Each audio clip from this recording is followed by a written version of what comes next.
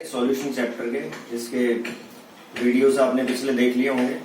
अगर नहीं देखें तो पिछले वीडियोस जरूर आप देख लें, जिसमें हमने थ्योरी को कवर किया है, कुछ क्वेश्चंस भी मैंने डिस्कस किए हैं। और इस वाले वीडियो में हम बात करेंगे किसके बारे में, क्वेश्चंस के बारे में। कुछ इंपॉर्टेंट क्वेश्चंस मैं आपको कराऊंगा, मोस्टली जो इम्पोर्टेंट भी हैं और जिनमें डिफिकल्टीज आती है बच्चों को, वो क्वेश्चन हम कुछ डिस्कस करेंगे। तो हम करते हैं क्वेश्चन। देखिए क्वेश्चन नंबर 17 है एक्सरसाइज का, NCERT. Vapor pressure of water is 12.3 kilopascal at 300 Kelvin. 12.3 kilopascal vapor pressure है वाटर का 300 Kelvin पे। Calculate the vapor pressure of 1 molal तो 1 molal solution हमें दिया हुआ है of non volatile solute in it। तो क्वेश्चन को पढ़ के हमें ये आइडिया लग गया कि इसमें नॉन वोलेटाइल जो सॉल्यूट हम डालते हैं सॉल्यूशन के अंदर जो बनता है, नॉन वोलेटाइल सॉल्यूट डालने में जो सॉल्यूशन बनता है वो वाली कंसेप्ट हमारी लगेगी। तो इसमें पी नोट हमारे पास क्या हो गया, पी नोट जो कि वाटर के लिए है वो हो गया 12.3 किलो पास्कल। और आपके पास मोलैलिटी कितनी है, molality of the solution is 1। Molality का मीनिंग आपको पता होना चाहिए। यहाँ पे मोलैलिटी होती है number of moles of the solute which are present or dissolved in 1 kilogram of the solvent, या 1 kg of the solvent और 1000 gram of solvent। तो it means हमारे पास number of moles solute के कितने हो गए, number of moles of solute ये हमारे पास हो गया 1, क्योंकि 1 mole dissolved in 1000 gram। तो mass of the solvent कितना हो गया बच्चों, मास ऑफ द सॉल्वेंट या मास ऑफ वाटर कह लीजिए आप यहाँ पे, वो कितना हो गया 1000 ग्राम हो गया। तो number of moles of the solvent कैसे निकालोगे आप, number of moles of water या solvent given mass divided by molar mass. Molar mass water का कितना है 18 होता है, आपको पता है, and it comes out to be 55.5। तो इतने मोल्स वाटर के हो गए, 1 मोल हमारे पास सॉल्यूट का है। तो मोल फ्रैक्शन हम निकाल सकते हैं यहाँ से। अब आपको निकालना क्या है, और इसमें सॉल्यूशन का वेपर प्रेशर देखो निकालना क्या है, calculate the vapour pressure of 1 molar solution of non volatile solute in it. तो वेपर प्रेशर ऑफ सॉल्यूशन आपको निकालना है। तो ये सारी चीजें गिवन है एक तरह से, ये वेपर प्रेशर सॉल्यूशन का हमें कैलकुलेट करना है। अब कौन सी कंसेप्ट लगेगी, relative lowering of vapour pressure on addition of non volatile solute. तो ये वाली P note minus P S over P naught is equal to, इसको ऐसे लिख दीजिए x2 एक I2। तो P naught minus P S over P naught is equal to x2 एक I2। अब ये देखो x2 एक I2 किसके इक्वल होता है बताइए आप, N2 over N1 plus N2। और डाइल्यूट सॉल्यूशन के लिए हम किसके इक्वल लिख सकते हैं इसको, N2 over N1। Dilute solution के लिए 1 मोल डिसॉल्व्ड है 1000 किलोग्राम में, तो we can consider it as dilute solution. तो N2 बाय N1, और उसकी जगह हम क्या लिख सकते हैं, N2 हमारे पास गिवन है, देखो ये हमारे पास N2 है, number of moles of the solute, this is N2। और N1 की जगह क्या लिख सकते हैं आप, W1 बाय M1। तो W1 हमारे पास ये हो गया और M1 ये हो गया। तो नंबर ऑफ मोल्स हमारे पास सॉल्वेंट के हो गए, N1 हो गया एक तरह से आपके पास। तो ये P नोट हमारे पास गिवन है 12.3 किलो पास्कल, PS हमें निकालना है। तो एक तरह से क्या आ गया देखिए, P naught minus P S over P naught is equal to N2 by N1 हो गया एक तरह से हमारे पास। ये यहाँ पे वैल्यू रख दी हमने 12.3, ये पी एस हमने कैलकुलेट करना है। ये हो गया आपके पास 12.3 और ये हो गया आपके पास कितना 1 और ये हो गया 55.5। या आप दोनों को सम करके लिखें तो हो जाएगा 56.5, उससे भी आप कर सकते हैं, कोई दिक्कत नहीं है। तो यहाँ से पी एस को आपने सोल्व करना है, क्रॉस मल्टीप्लाई करके आप इसको इजीली सोल्व कर सकते हैं। You can find out the value of the P S from here. तो एक बार फिर से देख सकते हैं आप, जैसे हमने ये देखा पी नोट ये गिवन है हमारे पास, मोल दिए हुए सॉल्यूट के, क्योंकि मोलैलिटी दी हुई है तो मोल सॉल्यूट के भी पता लग गए, सॉल्वेंट के भी पता लग गए, तो मोल फ्रैक्शन ऑफ सॉल्यूट हमें पता लग गया। तो हमें निकालना क्या है, we have to calculate the vapour pressure of the solution. Solution का वेपर प्रेशर हमने निकालना है। तो ये कंसेप्ट हमने लगा दी, P note minus P S over P nought. P nought क्या है, vapour pressure of the solvent in the pure state, और पी एस क्या है, vapour pressure of the solution. x2 क्या है, mole fraction of the solute, x2 एक I2। तो ये आपके पास आ गया, ये वैल्यू 1 है, ये 55.5, ये 1 है। तो आप डाइल्यूट सॉल्यूशन या बिना डाइल्यूट सॉल्यूशन लिए इसको कर सकते हैं। तो ये क्वेश्चन आई होप आपको पता लग गया होगा। नेक्स्ट क्वेश्चन है, क्वेश्चन नंबर 20 है एक्सरसाइज का आपका। 5% solution by mass of cane sugar. Cane sugar आपको पता है सुक्रोज होता है, C12H22O11 in water has freezing point is this. मतलब सॉल्यूशन का फ्रीजिंग पॉइंट दिया हुआ ये 5% केन शुगर के सॉल्यूशन का। Calculate the freezing point of 5% glucose in water. आपको क्या कैलकुलेट करना है, 5% ग्लूकोज जो कि C6H12O6 होता है। If the freezing point of pure water is 273.15 Kelvin, ये अगर आपके पास हो, जिसको हम 0 डिग्री सेल्सियस भी बोलते हैं। तो आंसर कैसे करेंगे आप, इसके दो केसेस बना सकते हैं। तो केस 1 में क्या हुआ देखिए आप, केस 1 कौन सा लेंगे हम, of cane sugar. Cane sugar का फॉर्मूला क्या होता है, मैंने बताया C12H22O11 सुक्रोज भी बोलते हैं जिसको हम। मोलिकुलर मास यहाँ पे हो गया केन शुगर का 342 ग्राम्स पर मोल। आप निकाल सकते हैं, कैलकुलेट कर सकते हैं। यहाँ से कार्बन का 12 होता है, हाइड्रोजन का 1, ऑक्सीजन 16, तो सबका सम करेंगे आप तो आपके पास आ जाएगा 342 ग्राम्स पर मोल।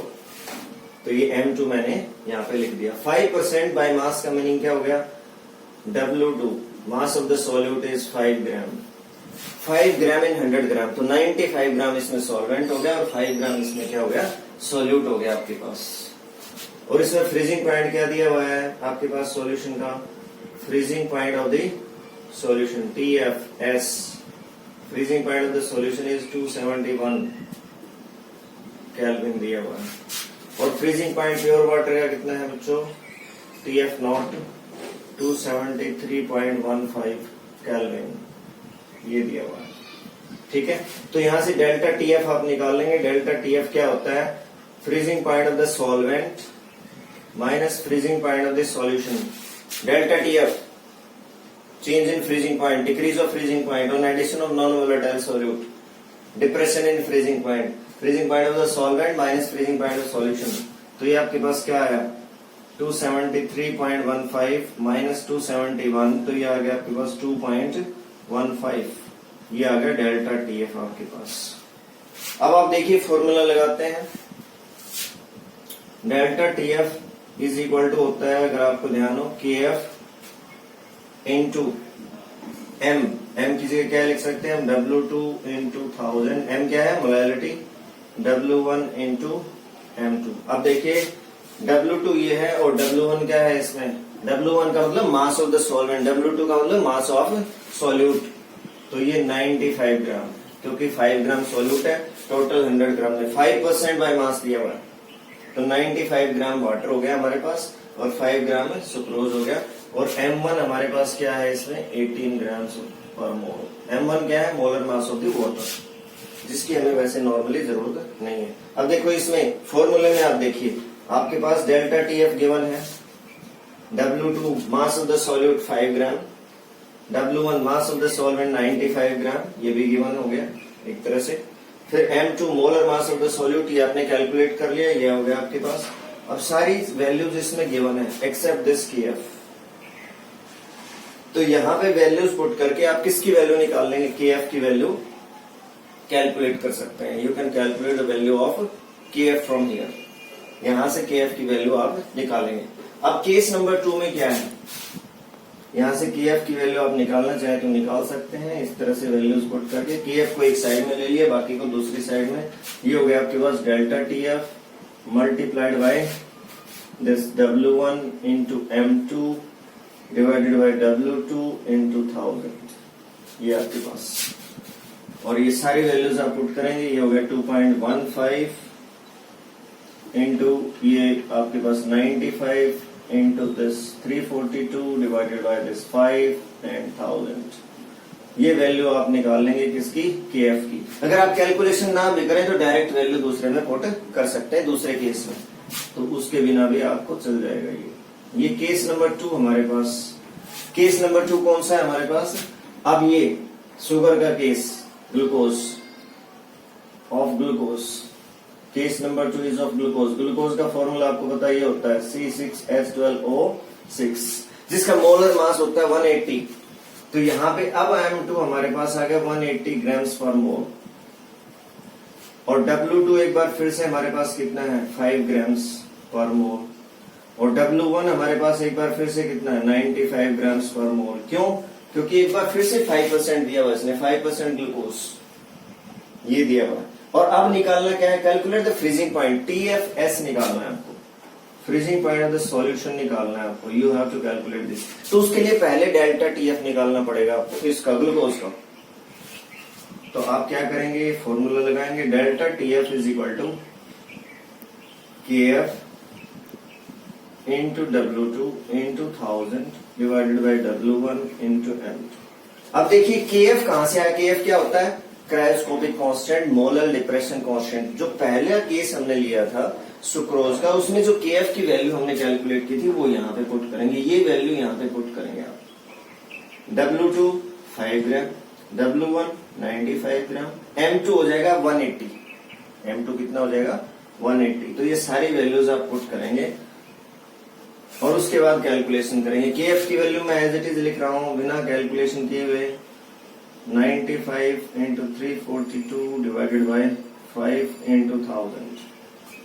अब मैं W2 की वैल्यू लिख रहा हूं यहाँ पे, W2 है 5 इंटू 1000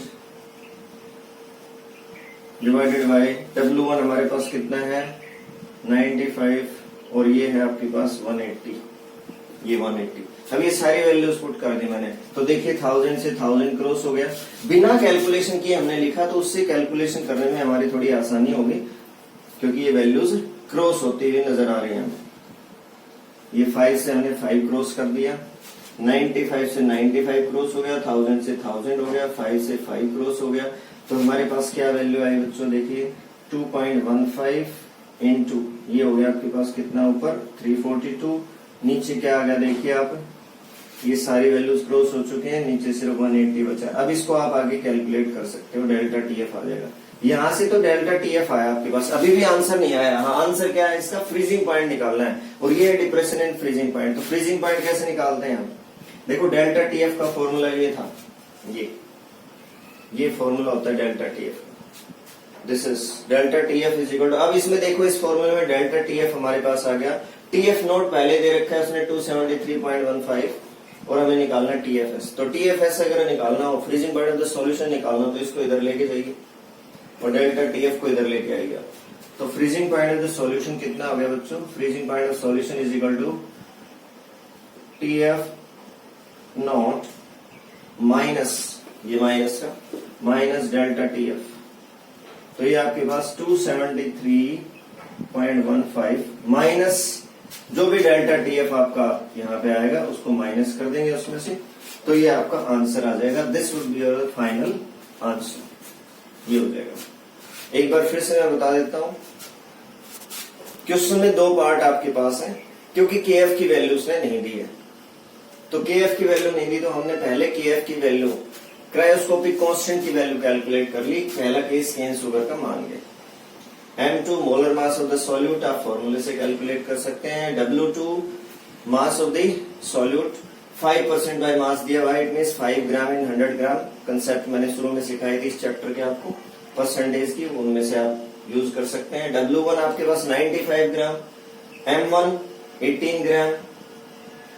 सॉल्यूशन का फ्रीजिंग पॉइंट दिया हुआ 271, देखिए सॉल्वेंट का दिया हुआ फ्रीजिंग पॉइंट ये 273 पॉइंट। डेल्टा TF हमारे पास आ गया 2.15, वैल्यूज पुट कर दी इसमें, यहां से KF की वैल्यू आ गई है। अब केस नंबर 2 हमारे पास है ग्लूकोज का। ग्लूकोज में एक बार फिर से 5% सॉल्यूशन है, तो W2 इतना हो गया, M2 इतना हो गया, 95 W1 हो गया। तो यहां से आपके पास freezing point of the solution निकालना है हमने, तो पहले डेल्टा TF निकालेंगे, फॉर्मूले में वैल्यूज पुट कर दी। KF की वैल्यू यहां से पुट की इधर, ये वैल्यू पूरी यहां पे पुट कर दी हमने, ये देखो। और W2 W1 M2 सब की वैल्यूज पुट कर दी। ये आपके पास डेल्टा TF आ गया यहाँ से। इस डेल्टा TF को कैलकुलेट कर लेंगे, आप कैलकुलेट कर लेंगे इसको, और किस में से माइनस कर देंगे 273.15 means freezing point of the solvent में से माइनस कर देंगे, तो किसका फ्रीजिंग पॉइंट आ जाएगा, सॉल्यूशन का। तो आई होप ये प्रॉब्लम आपको क्लियर होगी। इसकी प्रैक्टिस कर सकते हैं। जब भी प्रैक्टिस आप करें तो ध्यान रहे कि सॉल्यूशन आपके सामने ना हो क्वेश्चन का, सिर्फ प्रॉब्लम आपके सामने, बुक आप रखिए और उसको सोल्व करके देखिए। कोई प्रॉब्लम आती है तो आप सॉल्यूशन को चेक कर सकते हैं, वीडियो को दोबारा भी देख सकते हैं। तो नेक्स्ट क्वेश्चन है हमारा वो 2.21 है। ये क्वेश्चन भी कई बार बोर्ड एग्जाम में आया हुआ है, तो ऐसा कोई रीजन नहीं है कि नेक्स्ट टाइम भी ना आए ये क्वेश्चन। Two elements A and B, दो एलिमेंट्स हैं ए और B, forms compound having formula AB2 and AB4। दो कंपाउंड्स बना रहे हैं, एक का फॉर्मूला AB2 है, दूसरे का AB4 है। When dissolved in 20 gram of benzene, it means this 20 gram of benzene is our solvent, जिसमें A और B को डिसॉल्व किया गया है। 1 ग्राम ऑफ AB2, जो 1 ग्राम है AB2 का, lowers the freezing point of 2.3 kelvin. तो डेल्टा TF AB2 के लिए हो गया 1 ग्राम के लिए कितना, 2.3 kelvin. And 1 gram of AB4, जो 1 ग्राम है AB4 का, उसके लिए डेल्टा TF हो गया 1.3 kelvin. The molar depression constant for benzene is 5 point, जो KF की वैल्यू दी हुई है बेंजीन के लिए, सॉल्वेंट के लिए, वो है 5.1 केल्विन किलोग्राम्स पर मोल। कैलकुलेट क्या करना हमने, calculate the atomic masses of A and B. Atomic mass A और बी का हमने क्या करना है, कैलकुलेट करना है। तो इसमें क्या करेंगे हमने ये मान लेना है, लेट एटॉमिक मास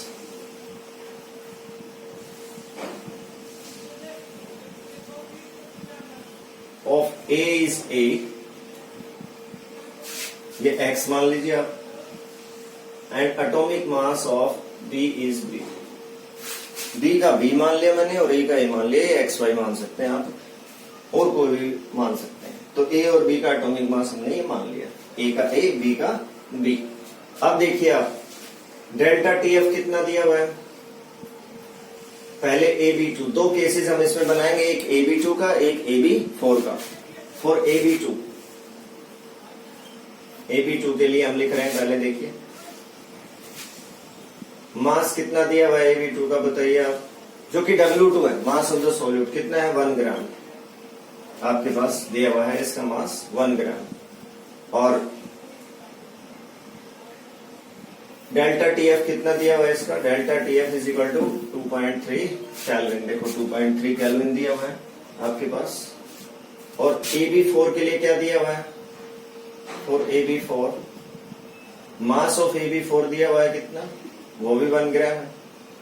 और डेल्टा TF इसके लिए कितना दिया है, वो 1.3 केल्विन है। ये 2.3 है, ये 1.3 है, तो दोनों में डिफरेंस आ गया, ये AB2 है, ये AB4 हो गया हमारे पास। और दोनों के केसेस में सॉल्वेंट का मास कितना है, W1 कितना है, W1 ये मास ऑफ द बेंजीन, वो कितना है 20 ग्राम। 20 ग्राम में डिसॉल्व किया गया दोनों का। KF की वैल्यू कितनी दी हुई है, KF दिया हुआ है 5.1 किलो केल्विन्स किलोग्राम्स पर मोल। ये दिया हुआ है किसकी वैल्यू, KF की वैल्यू गिवन है, तो ये आपके पास हो गया। अब देखिए हम दोनों केसेस में क्या करते हैं, दोनों केसेस में अलग अलग फॉर्मूला लगाएंगे। फॉर AB2 के लिए हमने फॉर्मूला लगा दिया, delta TF is equal to KF into W1 into 1000 divided by W2 into M2। ये आपके पास M2 की जगह देखिए मैं क्या लिख सकता हूं, इसमें मैं आगे लिख देता हूं क्लैरिटी के लिए। W1 की जगह मैंने क्या लिख दिया, mass of the solvent, mass of solvent कितना है 20 ग्राम, ये W1, ठीक है। तो ये आपके पास 20 ग्राम। KF की जगह वैल्यू रख देता हूं मैं 5.1, ठीक है। 5.1 ये यहाँ पे, ये आपके पास कितना हो गया 20 ग्राम इंटू 1000, वैल्यू पुट कर दी मैंने। W2 हमारे पास कितना है, दोनों केसेस में 1 ग्राम है, तो ये 1 ग्राम। और M2 हमारे पास MAB2 लिख दिया मैंने इसको, MAB2 molar mass of the solute, AB2 का मोलर मास ये।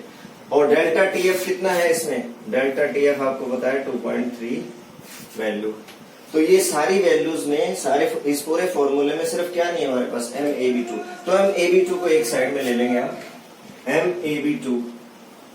MAB2 को एक साइड में, और बाकी सब वैल्यूज को दूसरी साइड में। तो MAB2 को हम लेफ्ट हैंड साइड में ले आते हैं और 2.3 को उधर ले जाते हैं।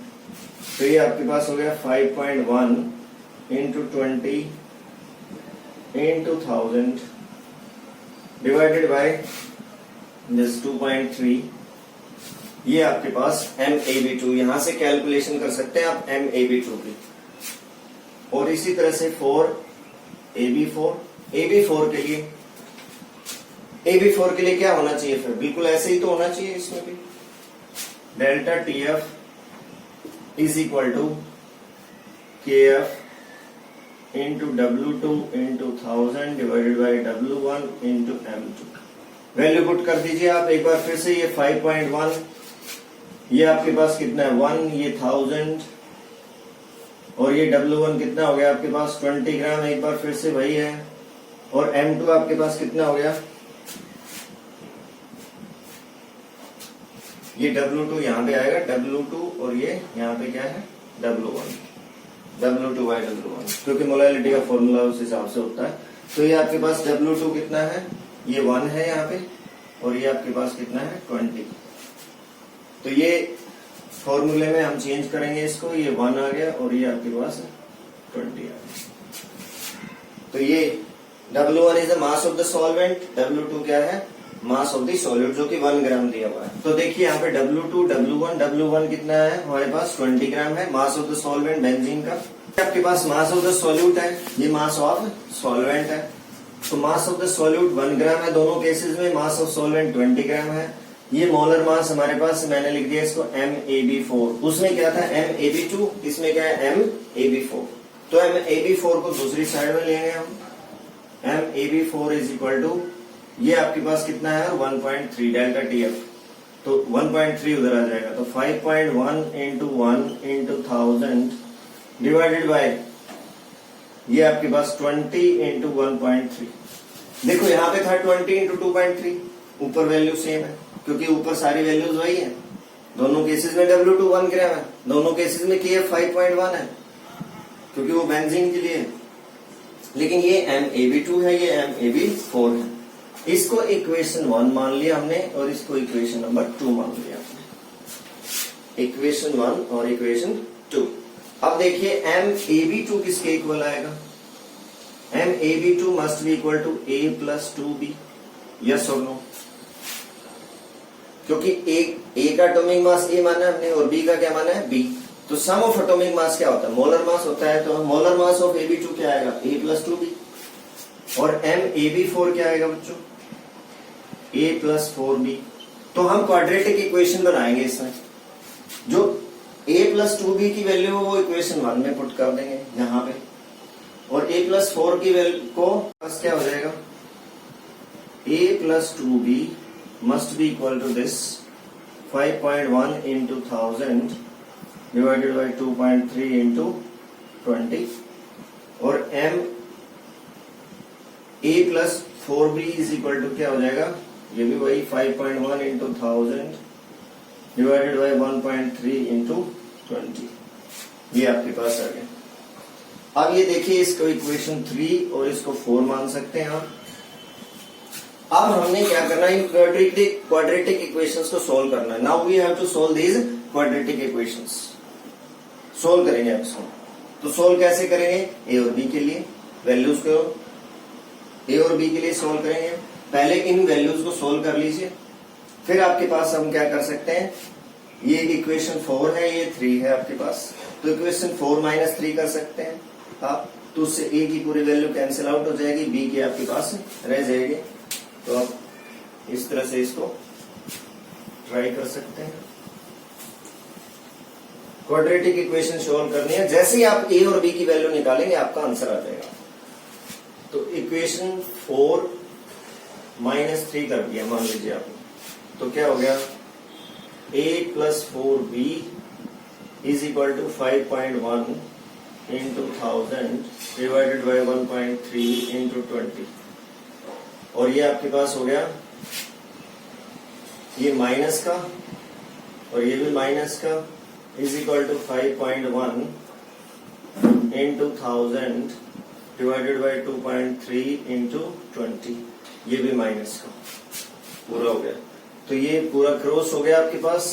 तो नीचे क्या आ जाएगा बच्चों, देखो ये 2b आ गया। तो 2b must be equal to this value. ये पूरी वैल्यू जो भी आपके पास आएगी इस वैल्यू के इक्वल हो गया 2b का। तो यहां से b की वैल्यू आप निकाल लेंगे और इसी तरह से पुट करके किसकी वैल्यू निकाल लेंगे, आप a की वैल्यू निकाल लेंगे and you get the answer. एक बार फिर से मैं आपको बताने की कोशिश करता हूँ, क्वेश्चन थोड़ा बड़ा है तो उस हिसाब से देखिए। दो एलिमेंट्स दिए हैं a और b, उसमें से दो कंपाउंड्स बन रहे हैं AB2 एंड AB4 जो कि 20 ग्राम बेंजीन के अंदर डिसोल्व है। मास ऑफ द सॉल्वेंट हो गया W1 हो गया। पहले में डेल्टा TF ये दिया हुआ है, दूसरे में डेल्टा TF दिया हुआ है 1.3। पहले का मास भी मतलब दोनों में W2 का जो मास ऑफ सॉल्यूट है वो सेम है। AB2 का भी 2 ग्राम है 1 ग्राम है और AB4 का भी 1 ग्राम है। आपको मोलर डिप्रेशन कांस्टेंट KF की वैल्यू दी 5.1 और एटॉमिक मास निकालने A और B का। तो हमने क्या लेट किया था, हमने किया था let the atomic mass of A is equal to A and B is equal to B। फिर हमने दो केसेस मान लिए। तो जो पहला केस हमारे पास है, पहला केस किसके लिए, AB2 के लिए। तो AB2 के लिए मास ये है, AB4 के लिए ये है। डेल्टा TF इसके लिए इतना है, इसके लिए इतना है। दोनों के लिए mass of the solvent same है, KF सेम है। तो AB2 के लिए हमने क्या किया, डेल्टा TF की वैल्यू पुट कर दी, ये आ गया हमारे पास MAB2 molar mass of the AB2, ऐसे ये आ गया इक्वेशन नंबर 1। इसी तरह से AB4 के लिए हमारे पास MAB4 ये वैल्यू आ गई। अब AB2 किसके इक्वल आ गया, atomic mass of A plus 2B and AB4 किस मोलर मास ऑफ AB4 किसके इक्वल आ गया, atomic mass of A plus 4B। अब हमने क्या किया, इन दोनों वैल्यूज को यहां पुट कर दिया। तो दो इक्वेशन बन गई A plus 2B is equal to this, A plus 4B is equal to this. अब यहां से तो बहुत आसानी से आप क्वाड्रेटिक इक्वेशन जो लोअर क्लास में आपने सीखी हुई है उन इक्वेशंस को सोल्व करके A और B की वैल्यू कैलकुलेट कर सकते हैं। उसको भी मैंने बताने की कोशिश की है। जैसे इक्वेशन 4 माइनस आपने 3 कर दिया तो ये माइनस हो गया, ये भी माइनस हो गया, ये क्रॉस हो गया, ये 2B आ गया और यहां से आप वैल्यू कैलकुलेट करेंगे तो आंसर आ जाएगा कुछ। तो B इज इक्वल टू 2 से डिवाइड करके B की वैल्यू आ जाएगी। इसी तरह से सिमिलरली आप किसके केस में निकाल सकते हैं, A की वैल्यू निकाल सकते हैं B की वैल्यू पुट करके। तो आई होप कि ये क्वेश्चन भी आपको क्लियर हो गया होगा, इंपॉर्टेंट क्वेश्चन है। देखिए एक नेक्स्ट क्वेश्चन है हमारे पास, calculate the depression in freezing point of water. Delta TF निकालना है आपको। When 10 gram of this 2 chloro butanoic acid, question जो आपके पास सॉल्यूट है वो क्या है, 2 chloro butanoic acid is added to 250 gram of water. W1 ये है, W2 10 ग्राम है। Ka क्या होता है, डिसोसिएशन कांस्टेंट ऑफ एसिड ये दिया हुआ है, KF दी हुई है ये वैल्यू। अब आपको ये समझना है, यहाँ पे डिसोसिएशन कांस्टेंट दिया हुआ है एसिड का। डिसोसिएशन कांस्टेंट Ka और Kb की कंसेप्ट आपने क्लास 11th में इक्विलिब्रियम वाले चैप्टर में पढ़ी थी। लेकिन यहाँ पे आपको जो समझने की बात है वो ये है कि अगर Ka या Kb दिया हुआ है, डिसोसिएशन कांस्टेंट अगर दिया हुआ है, इट मीन्स ये स्ट्रॉन्ग इलेक्ट्रोलाइट नहीं है, वीक इलेक्ट्रोलाइट है। अगर आप Ka की वैल्यू उसके ध्यान से देखें 1.4 इंटू 10 की पावर -3 है, it means it is a weak electrolyte. तो वीक इलेक्ट्रोलाइट है तो I की वैल्यू हम यूज करेंगे, I यूज करेंगे फॉर्मूला में क्या निकालने के लिए, डेल्टा TF निकालने के लिए। तो I वॉन्ट ऑफ फैक्टर इसमें यूज होगा। तो ये सबसे इंपॉर्टेंट बात है। जिस बच्चे ने ये गलती यहाँ पे कर दी तो फिर उसका सब 0 हो जाएगा। तो देखिए इसमें मोलर मास दिया हुआ है M2, फॉर्मूला दिया हुआ है आपको, मोलर मास कैलकुलेट कर लेंगे आप। 4 कार्बन है इसमें 48 हो जाएगा, 6 इसमें क्या है 7 इसमें हाइड्रोजन है उनका 7 हो गया, 2 ऑक्सीजन है उनका 32 हो गया और क्लोरीन है 1 तो उसका 35.5। तो सबका सम करके ये आ गया 122.5 ग्राम्स पर मोल 2 क्लोरोब्यूटेनोइक एसिड का मोलर मास। उसके बाद मास दिया हुआ है सॉल्वेंट का 250 gram, mass of solute 10 gram, Ka दिया हुआ है 1.4 इंटू 10 की पावर -3, KF दिया हुआ है 1.86 केल्विन किलोग्राम्स पर मोल। तो हमने फॉर्मूला लगा दिया पहले Ka is equal to C alpha square और 1 minus alpha, C alpha square और 1 माइनस अल्फा, ये फॉर्मूला हमने लगा दिया। अब इसमें देखो फॉर्मूले में Ka हमारे पास है, अल्फा हमारे पास नहीं है। अब अल्फा क्यों चाहिए आपको, I के लिए चाहिए, वॉन्ट ऑफ फैक्टर के लिए चाहिए। I क्यों चाहिए आपको, क्योंकि आपको डेल्टा TF कैलकुलेट करना है। तो आपके पास C की वैल्यू हमने निकाल दी।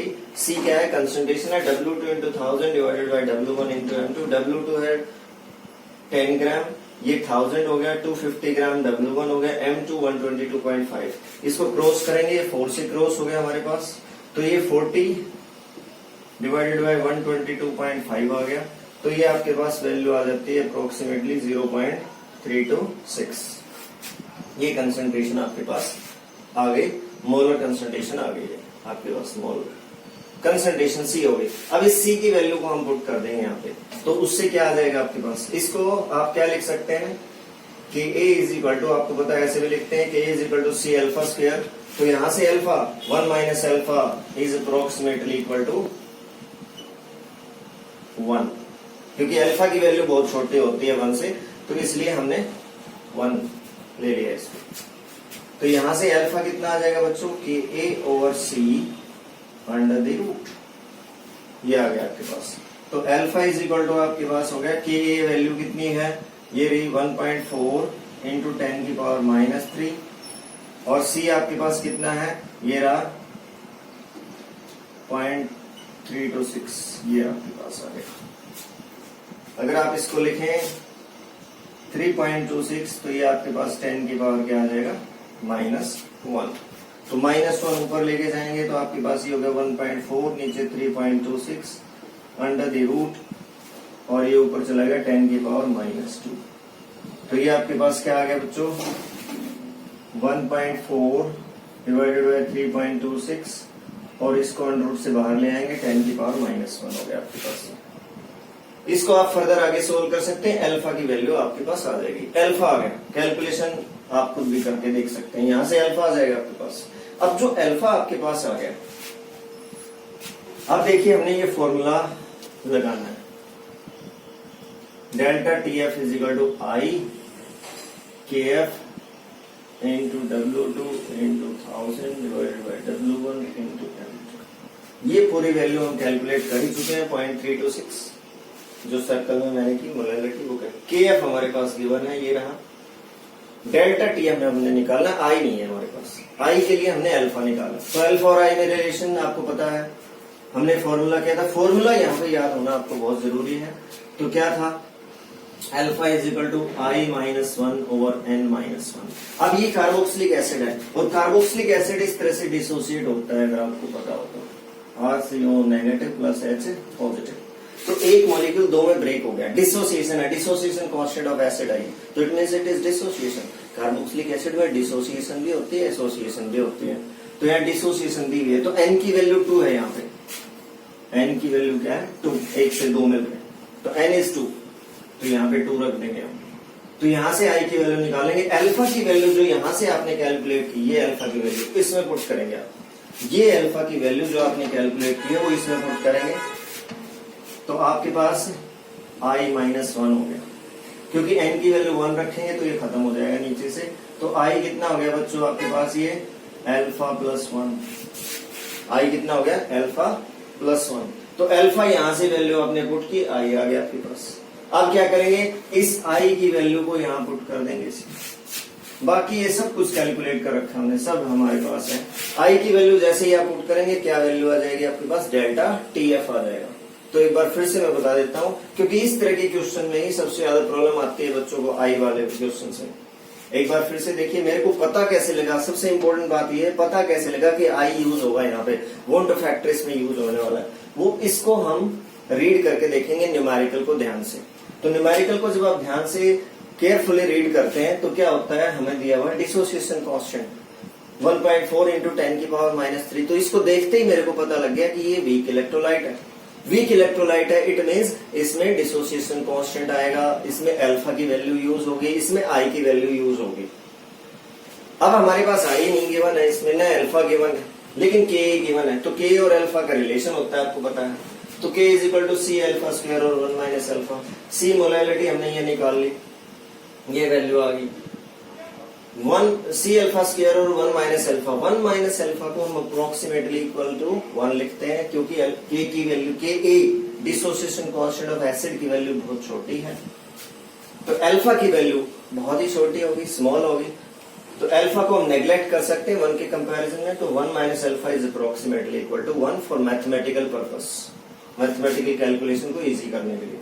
तो के is equal to C alpha square, तो अल्फा आ गया हमारे पास, ये वैल्यू पुट कर दी, अल्फा की वैल्यू हम निकाल लेंगे, अल्फा की वैल्यू निकाल के इस फॉर्मूले में पुट कर दी, एन की वैल्यू यहाँ 2 है, क्योंकि एक मॉलिक्यूल से दो बने हैं, ब्रेक हो गए।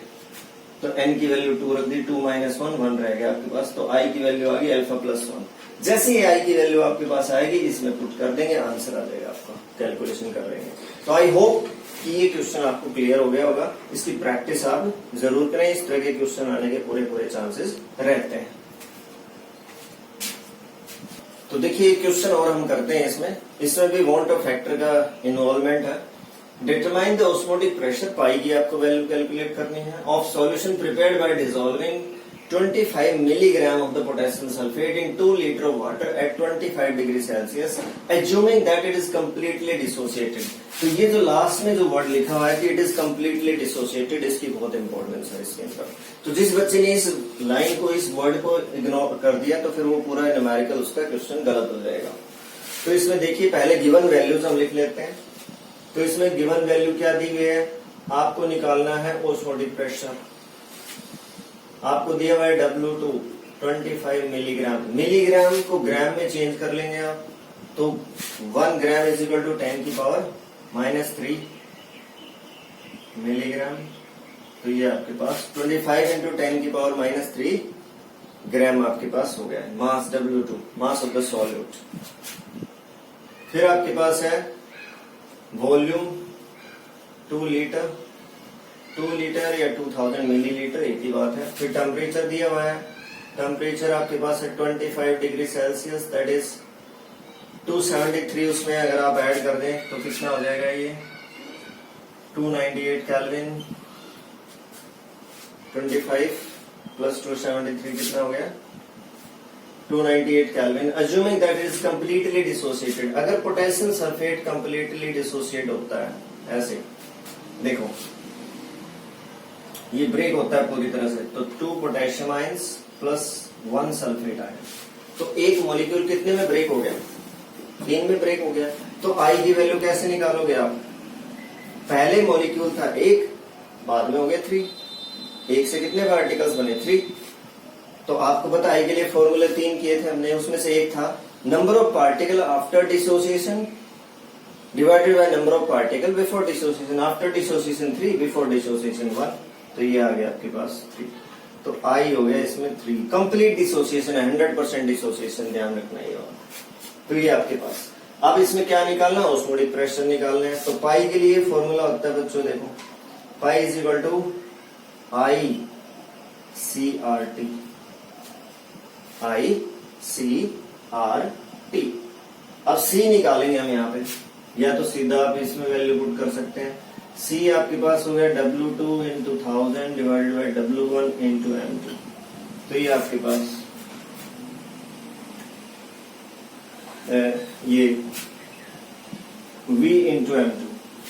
तो W2 हमारे पास कितना है बच्चों, तो W2 हमारे पास ये देखो 25 इंटू 10 की पावर -3, ये 1000 हो गया आपके पास। वॉल्यूम हो गया आपके पास कितना, 2000 मिलीलीटर, क्योंकि ये भी मिलीलीटर में लिया तो इसको मिलीलीटर में चेंज कर सकते हैं। 2 litre is equal to 2000 millilitre. और मोलर मास M2 हम कैलकुलेट कर लेंगे, हमने कैलकुलेट नहीं किया है यहाँ पे, मैं कैलकुलेट करके दिखा सकता हूँ। देखो ये आपके पास हो गया 39, और पोटेशियम का 39 होता है, तो 2 पोटेशियम है तो कितना हो गया आपके पास, ये 78 हो गया। 78 प्लस 32 प्लस 64, ये आ गया आपके पास। तो 79 प्लस 32 प्लस 64, ये कितना आ गया, ये आपके पास आ गया, ये 4 हो गया।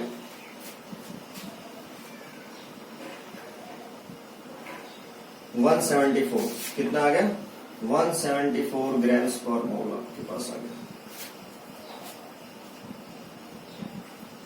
ठीक है, 174 ग्राम्स पर मोल। तो ये आपने रख दिया वैल्यू 174 यहाँ पे। अब आप कैलकुलेट कर सकते हैं, ये सी की वैल्यू आपके पास आ गई। अब सी की वैल्यू यहाँ पे पुट कर देंगे। तो आप देखो पाई है आपके पास, आई की वैल्यू 3 हो गई, सी की वैल्यू ये हो गई 25 इंटू 10 की पावर -3 इंटू 1000 डिवाइडेड बाई 2000, 174।